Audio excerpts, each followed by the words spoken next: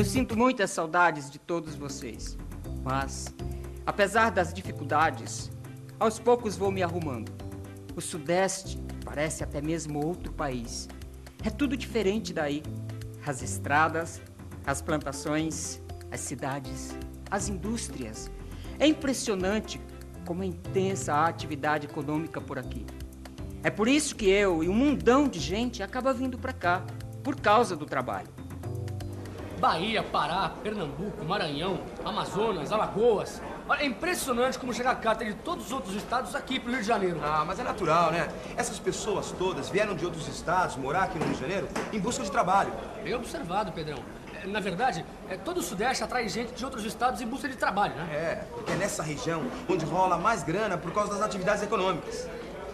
Bom, já deu pra você perceber que o assunto da nossa teleaula hoje é o Sudeste. Nessa teleaula, você vai aprender um pouco mais sobre o coração urbano industrial do Brasil. Vai ficar sabendo por que o Sudeste concentra a maior parcela da produção agroindustrial e apresenta os melhores padrões de renda da população brasileira. Mas vai ver também que, apesar de seus indicadores econômicos, essa região também tem sérios problemas sociais para resolver. Tem gente que diz que o Sudeste é a locomotiva do Brasil, porque aqui se concentra a atividade industrial brasileira. Agora, por que será que o Sudeste é que encabeçou esse trem da industrialização? Quer saber? Então fique de olho, embarque nesse trem das 11, que a nossa teleaula está de partida. É só ver no mapa, Chico. Olha só um mundão de estrada que corta São Paulo. E sabe o que significa? Significa que lá tem muita produção para escoar, principalmente da indústria. E isso é quase uma garantia de frete de volta. Ah, já sei. O que você está dizendo é que é melhor eu pegar esse frete para São Paulo do que o frete para Governador Valadares, mesmo que esse frete para o interior de Minas pague um pouco mais. Tá na cara, Chico. O melhor, tá no mapa. A chance de você pegar um frete de volta é maior em São Paulo. Dá uma olhada aqui. Além de ter menos estradas, repare que aqui em Governador Valadares ainda passa trem. Quer dizer, menos oferta de carga para quem trabalha com caminhão. Quem diria que o mapa fosse útil na hora de decidir sobre qual o melhor frete, né? Oh, se é, Chico. Eu sempre consulto os mapas. E de uma maneira geral, o Triângulo São Paulo, Rio de Janeiro, Belo Horizonte é o melhor lugar para se conseguir frete. É verdade. Normalmente é melhor fazer um frete para a região Sudeste. Afinal, trata-se de uma região super desenvolvida em tudo. Na indústria, na agricultura e no comércio. No Sudeste, as mercadorias circulam pra valer. E é nele que estão as maiores metrópoles do Brasil. Ah, não pense que isso aconteceu por acaso não, meu amigo Chico. Para dizer em palavras bonitas, esse desenvolvimento foi possível graças às condições naturais, à atividade humana na região e à dinâmica da economia que ali se estabeleceu. Falou bonito mesmo. Sabe de uma coisa? Eu nunca entendi direito por que o Sudeste é mais industrializado que as outras regiões. Quer dizer, então, que essa concentração industrial tem a ver com essas três coisas? Como é que é mesmo? Condições naturais, atividade humana e dinâmica da economia? Exatamente. E eu que tenho milhares e milhares de quilômetros rodados, posso garantir uma coisa. Quando se trata de condições naturais, a gente pode dizer que a região Sudeste é abençoada. A região Sudeste é cortada pelo Trópico de Capricórnio na altura da cidade de São Paulo. Sua localização e relevo permitem a predominância do clima tropical, ou seja, uma maior regularidade no regime de chuvas, com um verão quente e chuvoso e um inverno ameno e poucas chuvas. Mas isso é excelente para a agricultura. Outra característica, a região Sudeste é cortada por serras, que nada mais são que terrenos mais elevados. Assim, o clima tropical de altitude também é muito comum. Na verdade, o relevo do Sudeste é uma espécie de marca registrada dessa região aqui no Brasil. Terras elevadas, escarpas e planaltos.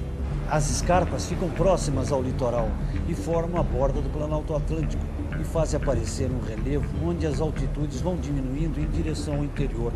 Isso explica porque rios como São Francisco, o Rio Grande e o Tietê correm para o interior e não em direção ao Atlântico. Mas também tem os rios que descem dos planaltos em direção ao oceano, como os rios Doce e Paraíba do Sul. Você tem toda a razão, Chico. Mas sem dúvida foram os rios que correm para o interior que ajudaram no desenvolvimento dessa região, porque eles funcionaram como uma estrada para o interior. Uma estrada muito aproveitada pelos colonizadores e durante muito tempo a única. É bom lembrar que no começo a paisagem do Sudeste também era dominada pela Mata Atlântica. E entrar nessa floresta super exuberante era complicado e por isso fica fácil entender a importância dos rios. Mas os colonizadores não queriam muito penetrar na direção do interior. Eles estavam mais interessados nas madeiras nobres e corantes como o pau-brasil, não é isso? Como é que a região Sudeste passou a ficar por cima? Com a cana-de-açúcar é que não foi, não é?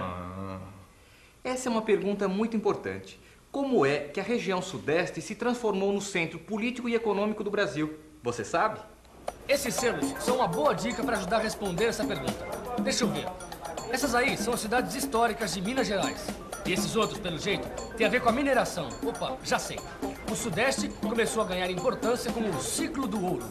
Com a descoberta de metais preciosos na região das Minas Gerais e a queda na produção de açúcar, a região Centro-Sul passou a ter um status político e econômico.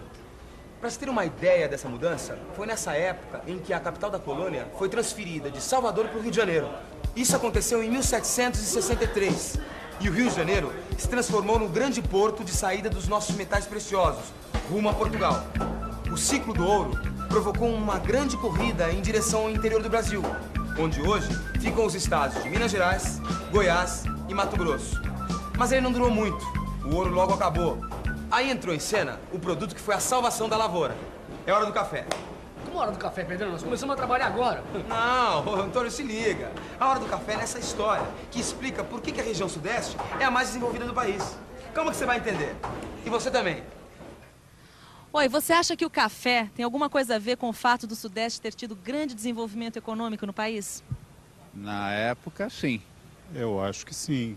Acho que sim, porque ele foi o principal produto, né, de exportação e gerou acúmulo de capital, né?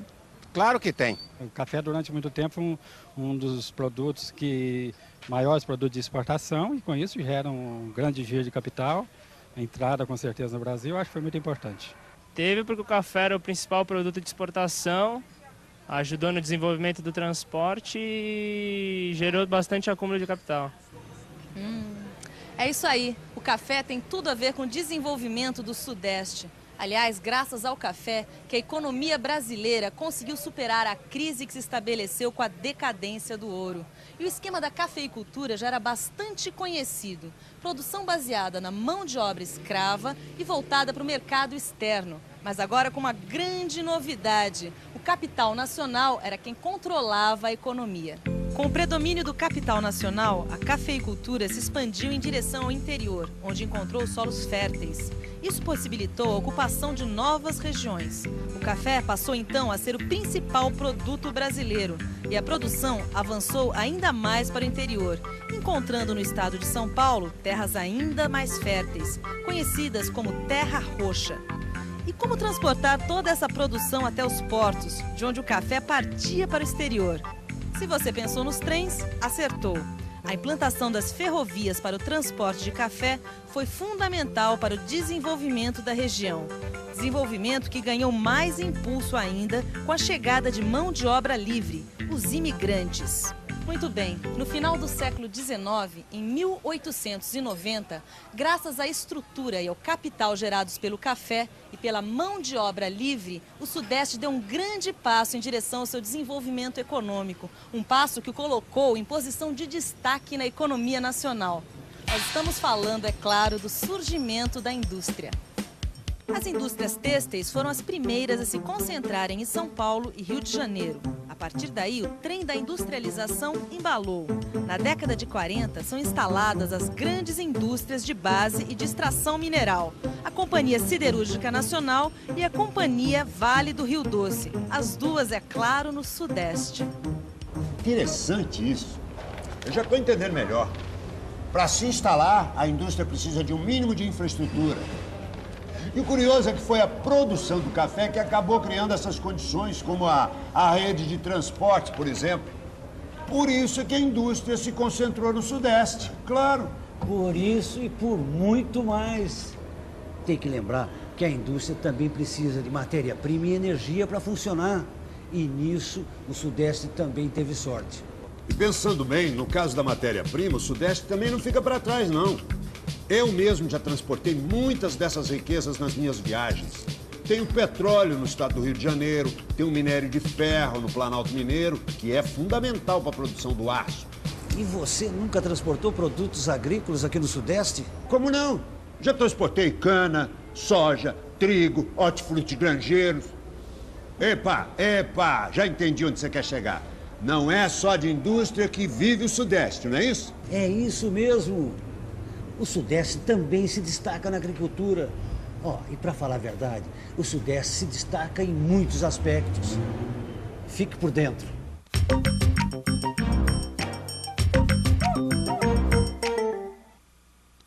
A região Sudeste é a região mais integrada do país. E é nela que se concentra a distribuição de energia elétrica, a maior parte da malha ferroviária e rodoviária, além, é claro, da maior parte da produção industrial e agrícola. Sua agricultura é moderna, apresentando avançado nível tecnológico. É também na região Sudeste que se concentram as maiores cidades brasileiras. São Paulo é o maior centro urbano da América do Sul e, por isso mesmo, o maior centro consumidor do país. Mas o crescimento desses centros urbanos tem se dado de uma maneira muito rápida nos últimos anos, num ritmo que acaba trazendo junto com o crescimento uma série de problemas. O nosso trabalho agora tem se concentrado nas favelas. E serviço é o que não falta. As pessoas não têm informação, o esgoto corre a céu aberto, a água não é tratada e as crianças não vão à escola. É impressionante como uma cidade tão rica como São Paulo pode ser ao mesmo tempo tão pobre.